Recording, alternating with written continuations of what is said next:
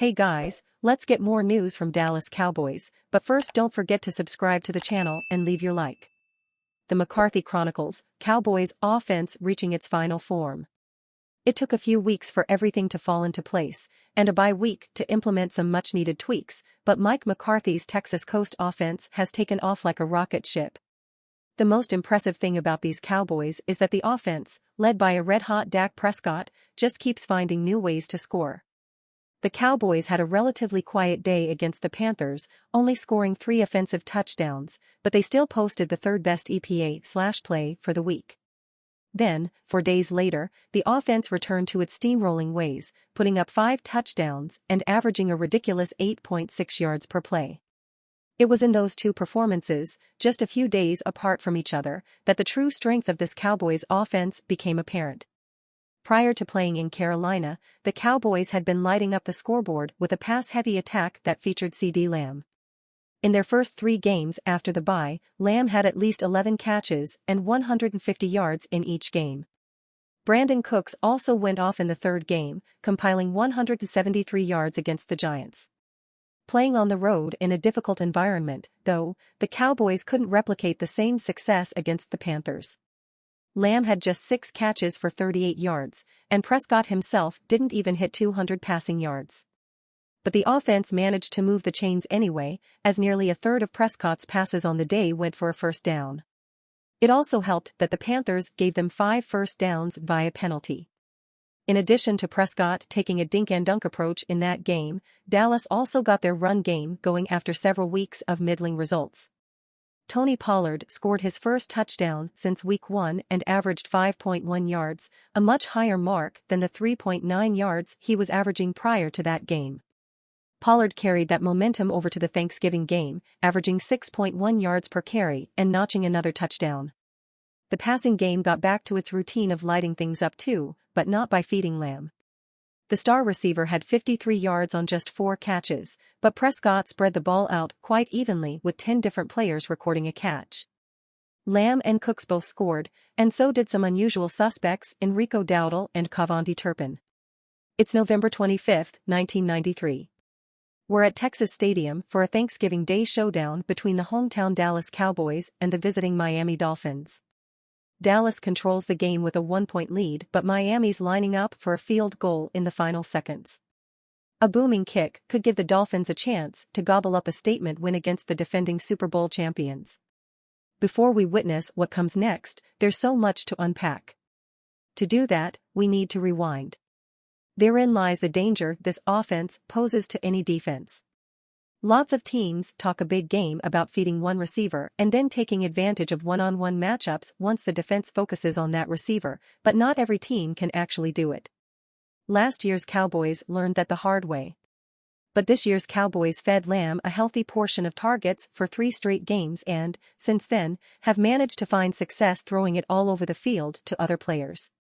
On top of it all, the Cowboys' impressive success through the air has opened things up for their run game. In the last 2 games, Pollard has run into a box with 8 or more defenders on just 4.1% of his carries. For context, Ravens running back Justice Hill has the lowest rate on the year at 4.92%. The Cowboys are having so much success throwing the ball that it's opening up their run game too, giving them that many more options to move the ball at will. Dallas Cowboys QB Dak Prescott has surged dramatically in MVP odds. It was just 9 days ago when we had the conversation. On November 16, we talked here at BTB about how Dallas Cowboys, -8.5, quarterback Dak Prescott's odds for this season's MVP awards seemed way too low. The subject of Prescott can often be a divisive one, which is why we did our best to keep the conversation factually based and more from a point of confusion than anything else. In that article, we noted that MVP is a partly narrative-driven award and that Dak checks all of the boxes that a Hollywood script writer would want to include in the ideal story. Obviously you have to play well to win the award as well, and since then Dak has continued the top form that he was already on when we last visited this topic. Prescott's latest outing happened to occur on Thanksgiving Day and during a game that was seen by just about 41.5 million people. Considering he put up another gaudy stat line, it stood to reason that his odds for the award in question would rise, but they have taken off to the moon. On Friday morning, a look at the odds for MVP showed that anyone who took Dak at plus 3,500 had to be feeling good about themselves. We are down to the triple digits, which is a significant decrease. Prescott is currently listed at DraftKings Sportsbook, the odds we have always been basing this off of, at plus 850 to win MVP. You can see the current odds, as of late Friday night, in the first slide here and the odds from the past we have been mentioning in the second. Interestingly, the lines moved slightly from Friday morning to Friday night.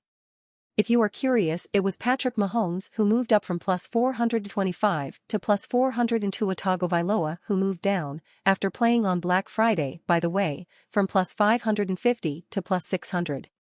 But back to Prescott, he is the only real significant movement here in terms of change between November 16th and 24th. Detroit Lions, -4, quarterback Jared Goff also rose in odds, although his performance on Thanksgiving Day will have the inverse effect for his candidacy than Prescott's given how rough it was.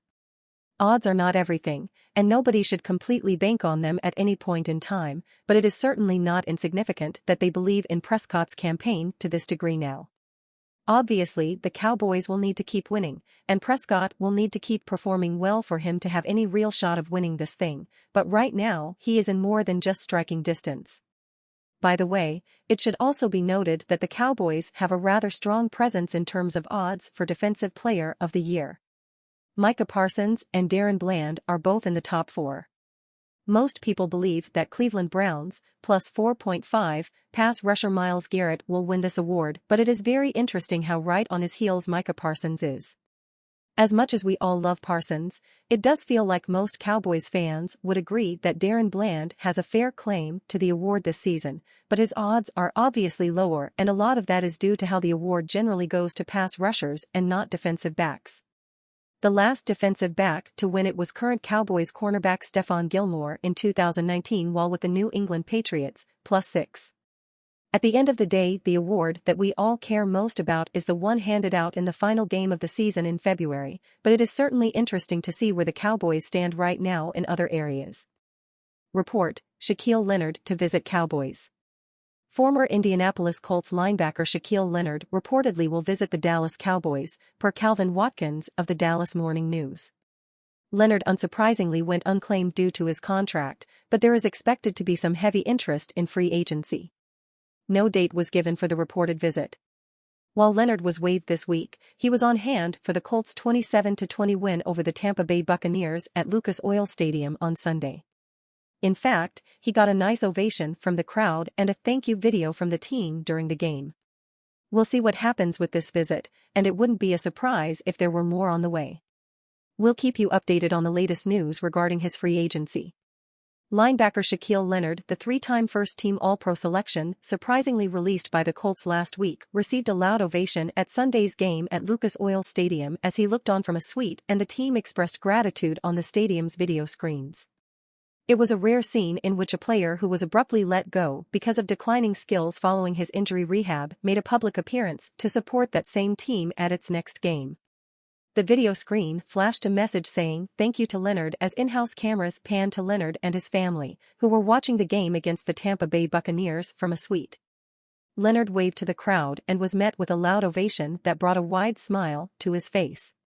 Moments after the in-game tribute, linebacker Ronnie Harrison Jr., who took Leonard's spot on the active roster, intercepted Tampa Bay quarterback Baker Mayfield, prompting an immediate response from Leonard. "So happy for Ronnie." Leonard posted on X, "Been on practice squad for weeks and first start int. So happy for ya, man." Leonard had been struggling to recapture his old form after 2 back surgeries in 2022 to address nerve issues that were causing lower body pain. As a result, his playing time had been inconsistent, and the team informed him Monday that he would be benched and inactive the rest of the season. But 24 hours later, things shifted when the team decided that asking a player of Leonard's stature to practice on the scout team and watch games from the sideline in street clothes might be unfair. Leonard was subsequently told Tuesday that he was being waived. "It was the biggest surprise ever," Leonard said following the decision. "It was shocking. And you fan, what do you think of the Shaq Leonard situation? Leave your opinion in the comments.